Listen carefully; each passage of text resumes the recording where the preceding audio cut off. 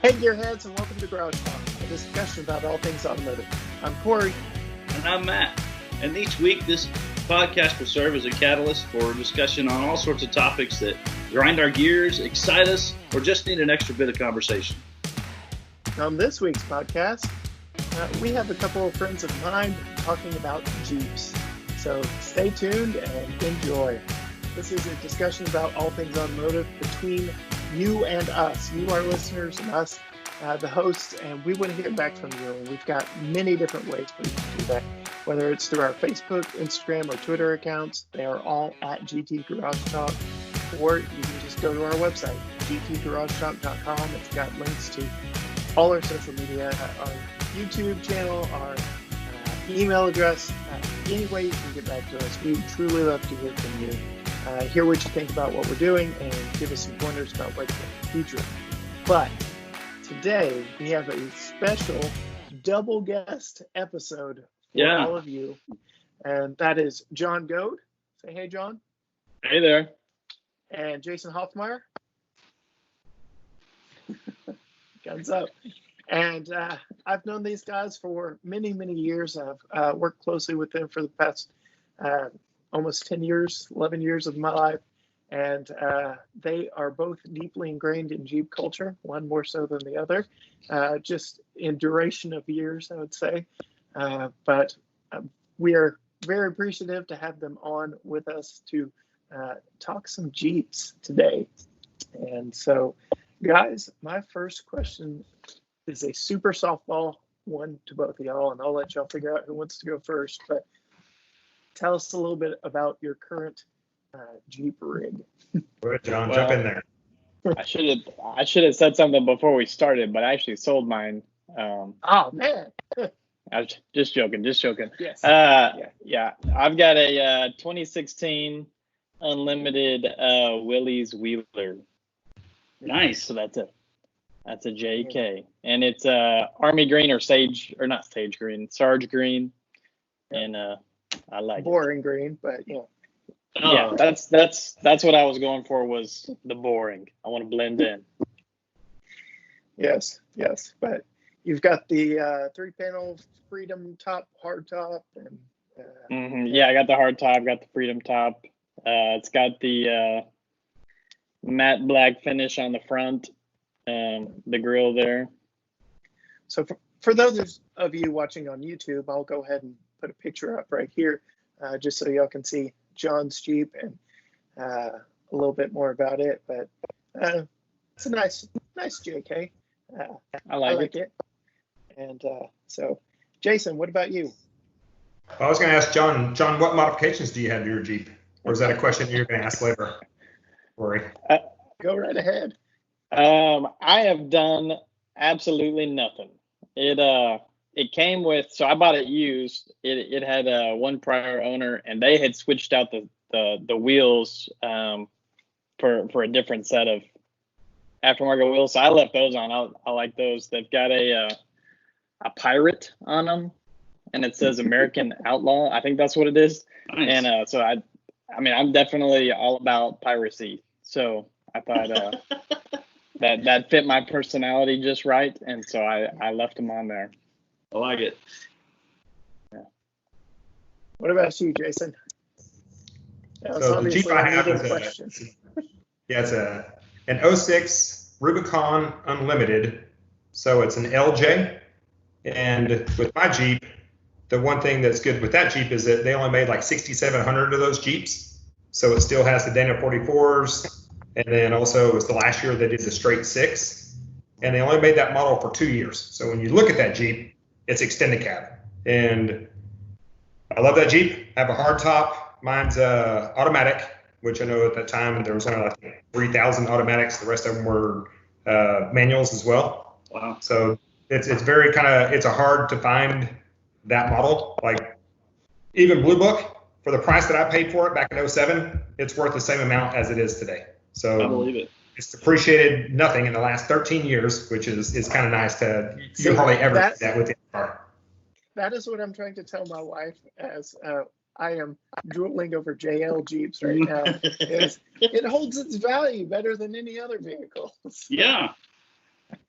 But yours especially, you've got a very rare model. I know you've shared with us several times. You've been stopped by people just asking you randomly if you're willing to sell to them, right?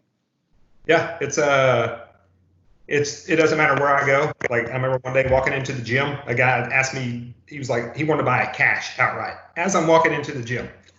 Sorry, buddy, I got to drive this thing. I'm not going to walk home. And then I just recently moved into a new house, and not even the third day I was here, somebody down the road saw it, and then they saw me outside, pulled right in. Hey, I just want to ask you about that Jeep. It's like have you thought about selling it? And that's one thing where I told my wife, I'm never going to sell that Jeep. I'm going to own it forever. If I ever did sell it, there's only one person I would sell it to, and it was my ex-brother-in-law. I bought it from his dad. So just to keep it in the family. At one point in time, he had another Jeep as well, and then he thought about maybe giving it to his son. But other than that, when it's completely paid for, it holds its value. I've always had, and that's where I've always kind of had like a third car or another car as well. So even with that Jeep being 14 years old, I just rolled over 100,000 miles. So I still have 100,000 miles on a 14-year-old Jeep, which is almost unheard of. That's incredible. Yeah. So John, you could poke a little bit back here and return the favor, ask him the same question. Yeah. What kind of modifications you got on there? So my Jeep's been through a lot of different modifications, I guess you'd say. So first experimented with just the puck, just like a puck lift, basically like a 1-inch, 2-inch lift, and then I got stuck. As I think Corey will show some pictures. I've been stuck multiple times. So the first time I got high centered on like a 2-inch lift, and I was like, okay, now I got to go with a 4-inch lift so I can get the bigger tires. The one good thing is with my Rubicon, it has all the skid plates, those types of things. I've changed out the bumpers probably at least 3 times, front and rear. And then now I have a Old Man Emu 4-inch lift on the front, but I recently just changed all the suspension to like a Curie system. And so now I need a new lift. So it's been quite some time since I had the lift on there. So that's the next thing that's going to go is, I don't know, I might go a little taller. That's the only bad thing is once you go, and everybody that drives a Jeep, you already know, as soon as you lift it, you're going to get some kind of wobble, some depth wobble somewhere along the way, or some kind of wobble. So like right now, I still have about 45 miles an hour, just a little shimmy. And I think a lot of that's due to the lift that I have in there, my track bars. I need the extendable track bars or actually my control arms, uppers and lowers, which the lift I had prior didn't have adjustable control arms. So yeah, that's next lift. And that's the one thing with Jeeps, you gotta love it. It's as they say, just empty every pocket. You could spend so much money on modifications and that's why everybody's are totally different. Yeah, I've already got a long list going, which does not help my case for wanting a Jeep in my family. That I've already got a list of things that I want to do. But yeah. So that's awesome. I've seen the many iterations of Jason's Jeep along the years, and it's been fun to watch. Definitely a project car of yours. And you've referenced your third vehicle several times. I know you had a Sierra AT4 or all-terrain at that point for a while. You've got a old Jimmy now, right? Yep. So right now I currently have an 83 GMC Jimmy. So I took the top off the back and then had a brand new motor just put in just recently. So that thing has a 6-inch lift with 37s on it. So it's pretty tall compared to my Jeep, which is running it's the 325s. So it's about 34 and a half. But you can see my Jimmy stands probably about a good 1.5 feet taller than what my Jeep stands. And that's just my everyday cruising right now.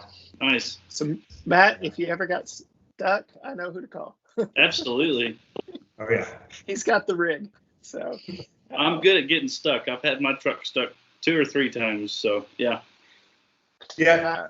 Talking about getting stuck. That's one thing where I learned a valuable lesson. When you see some water that's standing and it hasn't rained for like 3 or 4 days, don't go through that mud puddle because absolutely, absolutely. So, I would completely agree. The times that I've been stuck have been in bottoms, a creek bottom, a pond bottom that was almost dried up. Yeah, same thing for sure.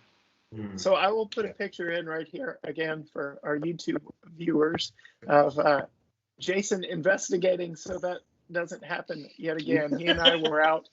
I was in my wife's Jeep Cherokee and snapped a picture of him measuring just how deep some standing water was. I don't think either one of us dared venture into it, but yeah, it was definitely way too deep. Yeah. I learned that lesson several times over in my Silverado. So yes, I know all about it. All right, so a little bit about your rigs. I've got some. John, this is obviously your first, right? First Jeep. Yes. Yeah, my first Jeep. My dad had he had a 97 Jeep, 2-door when I was in college. So, and that was kind of his third car. And so any chance I could, I would drive it around if he was not. But yeah, this is the first one I own. Yeah, the Jeep brand runs pretty deep in your family.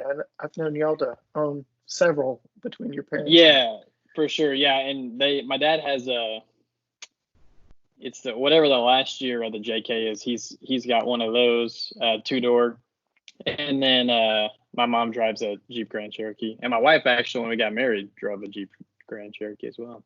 It's in there somewhere.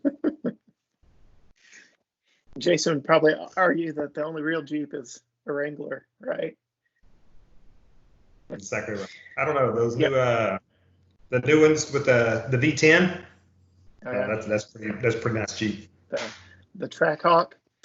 Yeah. Yeah. Supercharged V8. All right. Well, Jason, is your Wrangler your first and only Jeep, or have there been any Jeeps in your history? I had one in high school, so I had it for maybe a year, and I flipped it. So I rolled it, and then after I keep the shiny side up. Then I got the truck. Yes. So I had it for a little bit, which was kind of interesting because that Jeep was a brand new Jeep. It was 03 model, and the person that we bought it from, that actually won it I think it was out of Tide. It was one of those kind of promotions. So it was a sweepstakes winner where they basically, the price of that Jeep, they had to pay half of it in taxes, so they just couldn't afford it, so they sold the Jeep, and that was my first one. It's kind of interesting.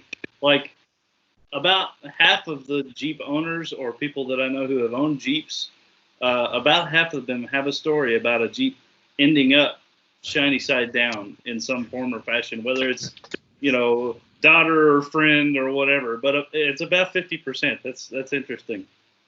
Well, it's one of those ego things, right? Because you get the Jeep and you think you can do all these things, so you try things that you never should try, and end up with a shiny side down. Yeah. Well, so first controversial question to go back and forth between John and Jason here. Jeep Wave. Do you do it? Go ahead, John. I do it. Yeah. All the time? All the time? I do the Wave. Yeah, I'll do it all the time. I am not. I forgot the word there, but yeah, I'm not picky about it. Do what? Yeah, I'm not a Jeep snob as far as the Wave. But I mean, Jason taught me the Jeep Wave when I got it. He's like my Jeep godfather. So there you go. I feel like if maybe after another year or two, I'll be able to pay my dues. I've paid my dues, and then I can start excluding certain people from the Jeep Wave. Jeep Wave. Yeah. All right. But currently it's everybody. Well, John, you have to get a lift on there first. So get a lift, get some modifications. Yeah. I usually get the Jeep Wave now to only modified Jeeps. So if I see like a stock Jeep, which especially the newer ones, because Jeep. So you got to think like when mine first came out, right? I think they made it was 60,000 or 50,000 of those things in total. So then now they're 200 to 300,000 production. So it's I think Jeeps they've overtaken like Tahoes, Yukons, those types of things. They've gotten so expensive. So a lot of soccer moms, as you would say, they have basically kind of gotten away from the Yukon, and now they're driving Jeeps. You know, I have so many of my friends, their wives all drive Jeeps, and they either have a stock or they don't know what the Jeep Wave is, and they just kind of, you know, turn your nose up as you give them the 2 fingers and say, hey, what's going on? And it's like, you get nothing in return. So now if I see a modified Jeep, I'll usually give, you know, a couple fingers up, because other than that, they don't know. I don't think they've been taught, as John had to, you know, a little bit of wisdom was passed down there. But back in the day, when you used to see a Jeep, there was only just a handful of folks that had Jeeps, and now they're just as common as other cars. So it's kind of tough, but it's kind of nice to see that the Jeep Wave still is there, and the camaraderie is there. So, John, I don't know if you've gotten that before, but I know I've gone to the grocery store in our area, and I'll have cards left on my windshield that says, hey, you know, join so-and-so club, those types of things, where you still get a lot of that. And I think it's probably because the front of my Jeep, it's a little banged up. You know, I hit a stump with my bumper, and then recently my bull bar is kind of pushed back. So you got like my winch is wrapped around the top of the bull bar. So it's like, you can tell it's fairly used. It's been used for sure. So it's not a trophy vehicle by any means. But when I do see John rolling down the road, I make sure to give him a good old one of these. Got my head sticking out the window. I appreciate that. Or the 2 hands. Yeah. I've heard that the dents and dings, though, they're not dents and dings. It's environmentally streamlined. That's what it is. So that's right. Yeah. I'm gonna have to use that one. Like, I've seen so many Jeeps where the front fender wells have been taken off. I think I'm just gonna do that to my Jeeps. That way there'll be no more dents. That's right. Yep. So for the uninitiated who are completely lost as to what the Jeep Wave is, Jason alluded to just the true camaraderie within the Jeep community. And back when it was a sacrifice to drive a Jeep, like, ride quality was shot, and like you had to know what you were doing when you bought a true Jeep Wrangler. The camaraderie was built that you gave away when you saw another one driving down the road, much like motorcycle riders do, just giving a wave out the side as they pass by one another. But you kind of hit on a point. I'm very business minded. It's kind of the double-edged sword with the popularity of the Jeep brand now. They're growing like crazy. They've refined the mess out of the JL to where you're almost not sacrificing anything to drive a Wrangler, and it's just as capable off-road as they've ever been. I mean, they're taking stock right off the showroom floors out to Moab and climbing rocks and doing things that I would never dream of taking a brand new vehicle out on and doing. But that's just part of the culture, right? Yeah, I agree. So I have a friend that has the Gladiator. So when he lifted his Gladiator, he brought it over, and it's night and day. Just from my Jeep to what that Gladiator is now today. Like, you know, when you alluded to me having that my GMC, it had all the bells and whistles in my GMC. I mean, it was electric windows, whereas, you know, I still have the manual crank roll-up windows because there was it's a push-button lock, because at that point in time there was no connectors, you know, and it was basically you take the top off, you're going to get a lot of rain.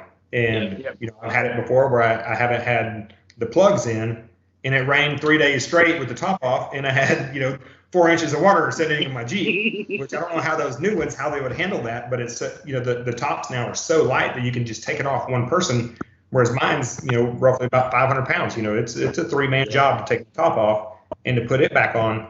And yeah, just the backup camera, all the GPS systems in there as well. I was like, oh man, this thing is luxury. I mean, they're totally different. It's not, I think kind of what you alluded to as well is saying that my ride, like my wife, she will not drive my Jeep.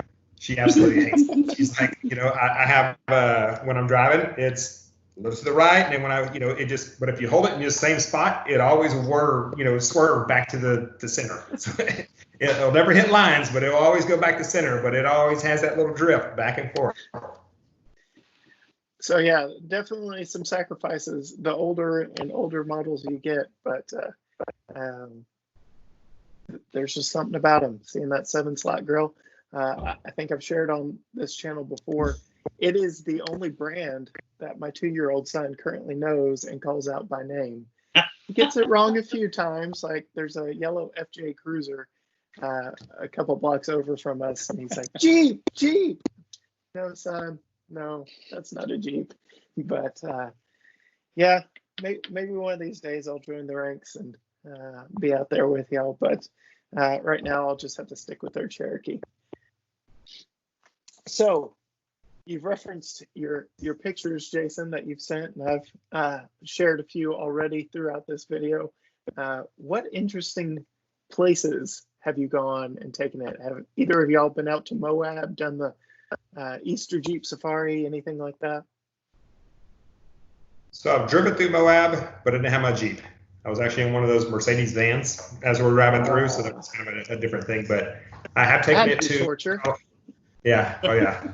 I've taken it to Colorado multiple times, and then I think one of the trips that you'll see is my daughter is actually in there. So what we did is we went to Breckenridge and then drove up through some mountain trails or logging trails, and then camped out at the top of awesome. I guess in the Breckenridge Valley to where you could oversee the ski resort and what have you.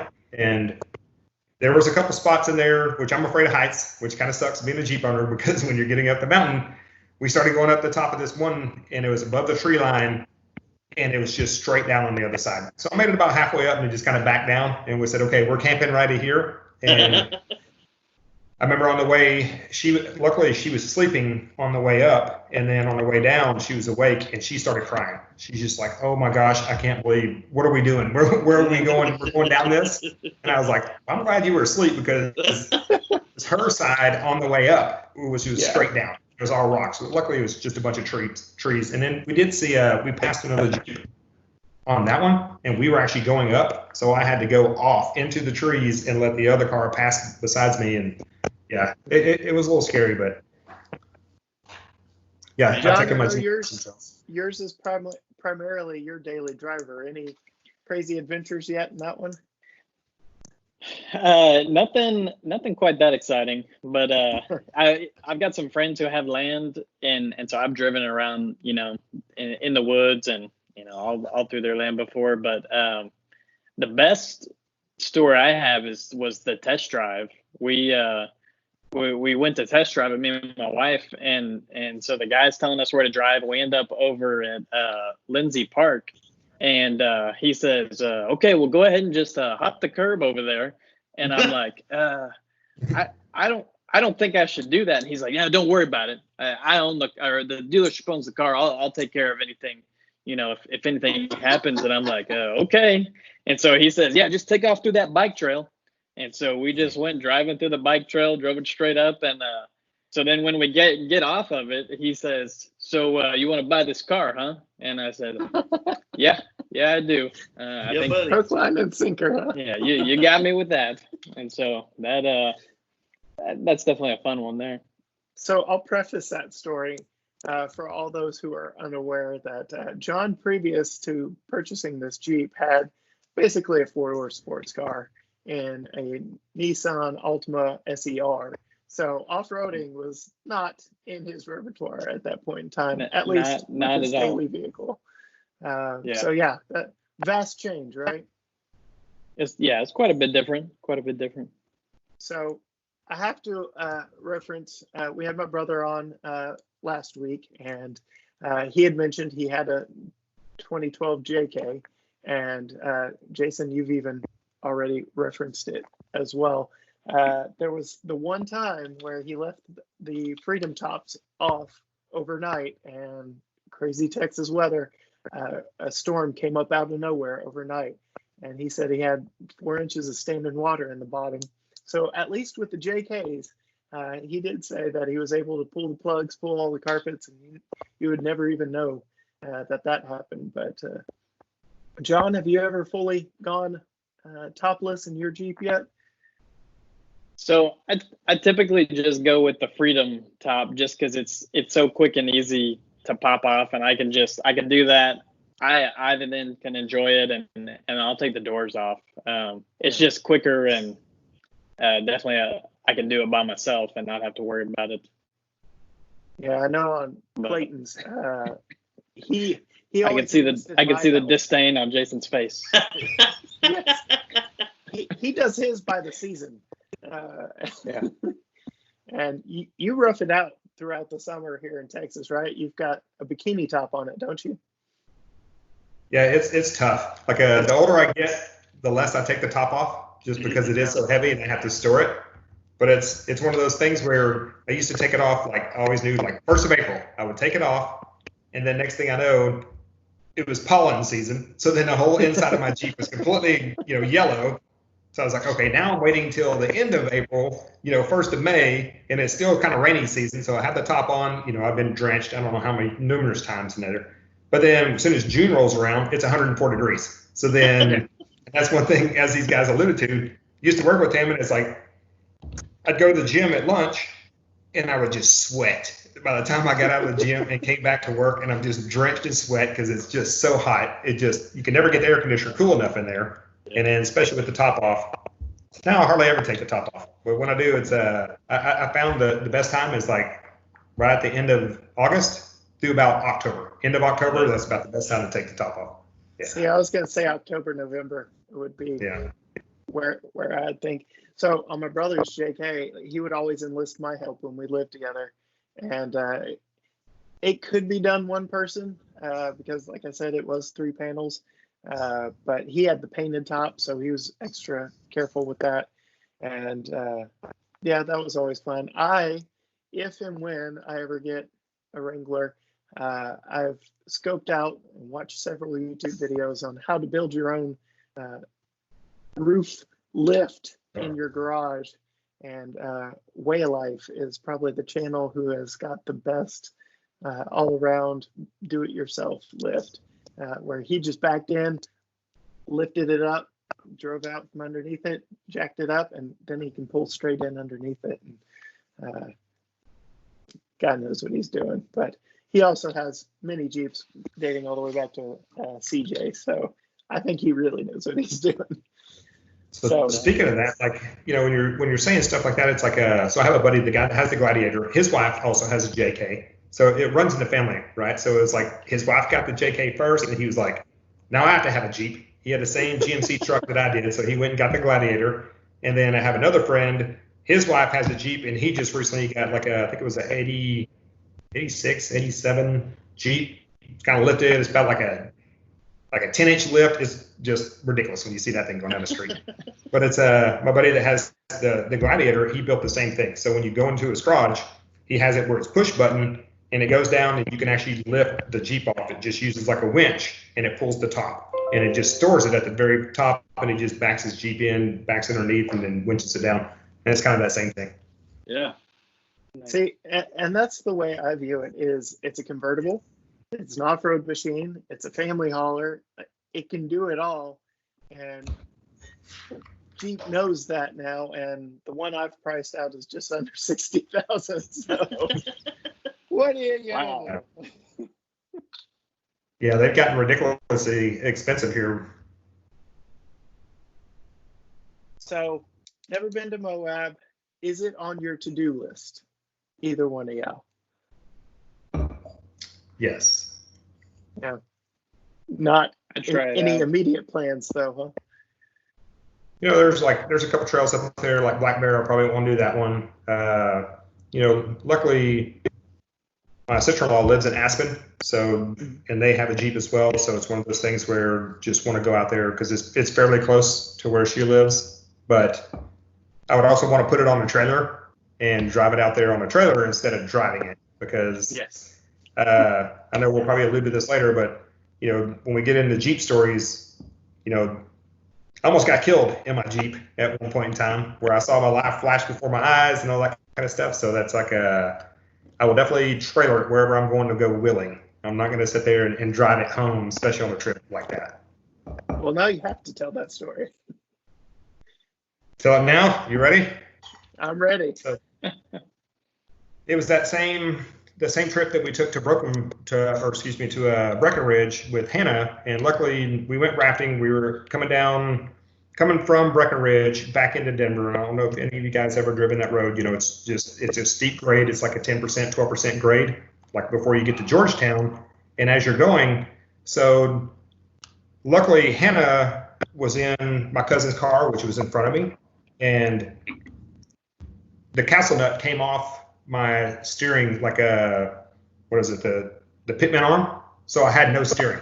So as I'm going down the mountain, I lost complete steering of my Jeep, and I never wear a seatbelt. So the first thing I did, reached over, put my seatbelt on because I was bracing because luckily it was midweek and my Jeep was just swerving from lane to lane. And it's one of those things, just having death wobble and having it so many times within that Jeep with the different lifts that I had. Instead of hitting the brakes, I just pumped the brakes, started pumping the brakes. And as I'm going down, I mean, my eyes just, everything flashed before me because I was like, if I hit this left ditch, luckily I'm okay. I'm gonna land in a ditch. I'm gonna flip because the road is a little bit elevated on the left-hand side. If I hit the right side, that's where the, basically the guardrails are, and it's straight downhill on the other side of the mountain, like down at that point in time. And as I'm pumping the brakes, when I came to a complete stop, I was like, if I can at least make it to that guardrail, it will just, I'll just hit that guardrail and just kind of slide there. And as I came to a complete stop, I was about 2 inches from hitting the side of that guardrail. So I did no damage to my car. As I'm swerving lane to lane, people flying by me, just honking, what have you. And I was like, these folks don't even know. And I got out of there, and I swear, I kissed the ground, and I was like, just shaking, and I called my cousin. I was like, hey, man, you need to come back and get me. I was like, I don't know if you saw me back there, and sure enough, what it was just the cotter pin came out of my castle nut to where the steering goes into the pitman arm, and that castle nut came off. And it was just from when I was up there in Breckenridge, I hit a rock, and I guess it must have just broke that cotter pin.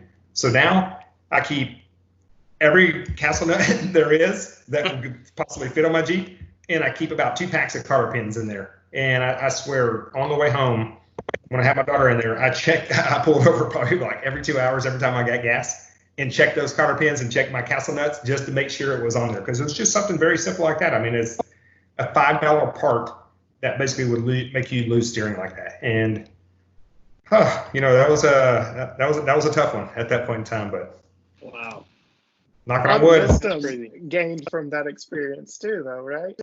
Yeah. It carry parts. Yeah. Oh yeah. Carry spare parts, and then carry and that's one thing I love about John's Jeep and the new Jeeps is that they actually have the toolkit that he had. It says Jeep, and it has all the tools that you need, all the little star, I don't know what you call them, the star nuts, and then the Torx, Torx 16, especially some of the bigger ones that are for the bumpers, and then all the parts underneath there, because it all uses Torx, and then just metrics. And I love where John has that toolkit, whereas I used to keep a toolkit, and then the one thing with a lifted Jeep, your factory jack is not going to work. So you better make sure you either have a block in there or a different jack, or otherwise you're really going to be stranded. I found that the hard way as well. Oh man. Some of the best life lessons are usually learned the hard way, but there's sometimes you just would rather be ignorant, right? Yeah. Matt, you've got a fun mountain story too, don't you? I do. Mine wasn't in a Jeep. It was in a half-ton 2-wheel drive pickup. This Texas boy in New Mexico in the Rockies in October with snow on the ground in a 2-wheel drive half-ton pickup. It didn't end well. And I was 10 plus hours from home after I rolled my dad's half-ton pickup down the side of an incline. Yeah. Yeah. Were you on one of the back mountain roads, the little twisty kind of turny ones? Yeah. So we were staying in Angel Fire, and we were going to drive over to Red Rock or Round Rock. I forget exactly the name of it, but there's a mountain pass on that road. It goes way up and over top of the mountain and then down into Red Rock. And it started snowing on us on the way over, but it was like 45 degrees. So I didn't think anything out. Again, ignorant Texas boy and not knowing much at all about snow. And we started over the mountain, and I told my wife at the time, I said, all right, just keep an eye on the rearview mirror. I said, when you stop seeing tire tracks, tell me, and we're going to turn around and go back. And about the time she said something about the tire tracks, the rear of the pickup came out from under me, and we went across the road and hit a bush, and then it just kind of eased on over the edge of the road and rolled. It was one complete time down and landed on all four wheels down in the bottom of that ditch. So I got to drive that truck home with a shattered back window and a huge dent in the side. And yeah, the fan, we had to take the fan shroud off because the front of the truck had twisted somehow. And so the fan was actually rubbing on the shroud. So we just took the shroud off and drove it home. Yeah, that was an experience. So was it Red River where you were going? I think I've taken those same roads back there before. Yeah, I believe it was Red River. Yeah. Yeah. So John, you want to go off-roading with any of us? It sounds like you guys have really great luck. You got to learn. I don't know. Yeah. Yeah, my brother likes to tell a story on me. One of the first times he and I went out, I'll steal his thunder. I still had my Silverado. It was just rear-wheel drive, but it had the automatic rear locker on it. So because of that and my ignorance, I thought I could go anywhere and do anything because I'd watched videos of how it was better than the limited slip. Still two-wheel drive and not a manual locker. And I listened to his advice. This was well before he ever had a Jeep. And he's like, yeah, take that line right there. Thunk. And I centered in some deep ruts and a Ford had to come pull me out. So that hurt like right here, just a little. But hey, I've done my fair share of pulling out too. So my buddy Andy and his Nissan couldn't slow him down for anything. We'll have to get him on for one episode. So Andy, you're coming on sometime. There's the call out right there. Yeah. The challenge has been issued. Any other fun, interesting Jeep stories or wisdom either of y'all have learned along the years that you would like to share with our listeners, viewers? Yes, always have a spotter if you're going to go on some really tough trails. And that's one thing that we definitely learned. There, next to us, there's a place, which is it's basically just a four-wheel drive mountain, and it's made for Jeeps. Still there? Yeah. Okay. And that was one thing where they have it's almost like a ski system. So they have, greens, blues, blacks, those types of things. The very first time, my Jeep wasn't even lifted. The first time I went out there, I see this like a black diamond. I'm like, okay, we're just going to check this out. I get to the edge of this thing. My buddy's in the passenger seat. He jumps out and he's like, okay. He's like, I'll spot you. And I was like, man, this dude's just scared. And then I was like, I'm so glad that he jumped out and helped me because otherwise I probably would have never made it down that thing because I was like, that's where I've seen some Jeeps, it has like the flip over meter, it kind of tells you how far you're getting before you're going to flip over. And I wish I would have had it that day because it was a little tough, a little scary there. But yeah, definitely need a spotter. And the more and more Jeep videos that I see on YouTube and those types of things, you always see, everybody on walkie-talkies, and you see spotters, usually one down below, maybe one up top, just making sure that you're wheeling correctly. Yeah, wheeling's a lot like weightlifting. You don't want to do it alone. You end up hurt if you do. So I know one thing Jason told me early on is he said, I'm pretty sure it was you said, put it in four-wheel drive before you need the four-wheel drive. Yeah. Otherwise, you'll just be sitting there wishing you had put it in four-wheel drive. Yeah. Because by that point, you're already stuck. Yep. Yeah. That's another lesson I learned with my two-wheel drive truck. No. Not that trail. That's awesome. Yeah. Well, last question. Here locally in East Texas, we've got Barnwell Recreation. Have either of y'all been out to Barnwell? Yes, multiple times. Yeah. Any thoughts or experiences out there? On Barnwell? Yeah, Barnwell's it's a great place to go, especially for Jeep enthusiasts. There's an organization out of Dallas that actually controls those trails, and they kind of build them out, which I know there's a couple organizations here in Tyler as well. I follow one on Facebook. I'm not necessarily a member of any of the organizations just because you just don't have time. But Barnwell is probably one of the best places around here in East Texas to go. That is Jeep friendly. The one thing that's really nice about it is it's alcohol free. So it's not like going to, one of the mud parks here where you just get a bunch of rednecks that get a little crazy out there. Everybody is super safe, and there's some trails out there that are pretty gnarly. There's one that I remember probably the first time I went out there. It was kind of super cool to go straight uphill and not be able to see what's below you, and it's almost like you're going straight into the horizon. And as you get to the top, we got out, took pictures and everything. It was kind of a cool place to see. But yeah, it's other than that, just a lot of land trails around here. Yeah. Nice. Either of y'all members of any Jeeper groups? I know, Jason, you just alluded to following a couple. John, any Jeep memberships as of yet? No, I keep trying to get Jason to start one with just the two of us, and he's not. He keeps saying no, so I don't know what the deal is. Sounds like you just need to lift your Jeep, and you'll be in like Flint. Yeah, if he gets a 3-inch lift, 4-inch lift on that Jeep, then he's in. We'll call it Pirates R Us. Oh, there you go. Pirates R Us. I love it. All right. We'll just have two pirate flags on the back, and just me and John will be 2-2 right underneath. That's right. So if y'all see anything, a silver or Sarge green Jeep around Tyler, Texas with pirate flags, you know that it finally started. So it happened. So if you don't see Pirates R Us, see this sticker on the back of our Jeeps. Nice. That right there, that's John and I's club. We give you the deuce. That's the club. Thank you guys very much. Yes, thanks you. guys. Thanks for having us. You bet. Bye.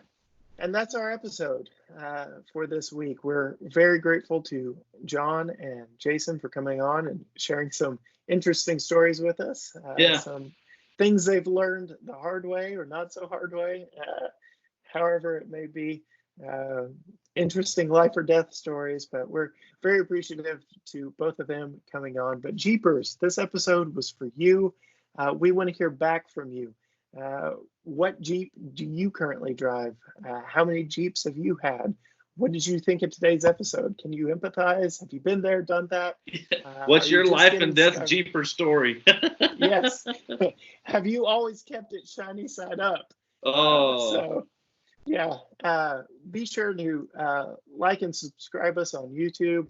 Subscribe on whatever podcast platform you're listening to us on. Let us know in the comments below, for those of you watching on YouTube, exactly that. What do you think of this episode? What are your off-roading stories? Are they good? Are they bad? Are they horror stories? But we want to hear back from you, and Jeepers especially. Do you do the Jeep Wave? Is that something you do? What's your criteria? Let us know. Our two guests were split on that one, so we want to hear from our community what y'all think of the Jeep Wave. But like I said, you can hit us up, Facebook, Instagram, Twitter, at GT Garage Talk, or just visit our website, gtgaragetalk.com. And next week, we will have a special guest of my brother-in-law, talking about off-roading still with the Taco Tacoma. Diving into that fandom just a little bit. So until next time, bye.